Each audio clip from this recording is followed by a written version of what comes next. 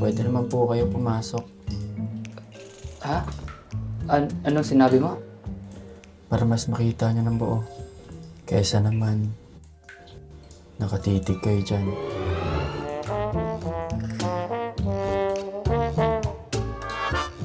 May problema po ba kayo, Sir Kyle? Yung CR ko kasi sa kwarto, walang tubig. Pero, bakit dito meron? Mahina po kasi ang tagas paggabi.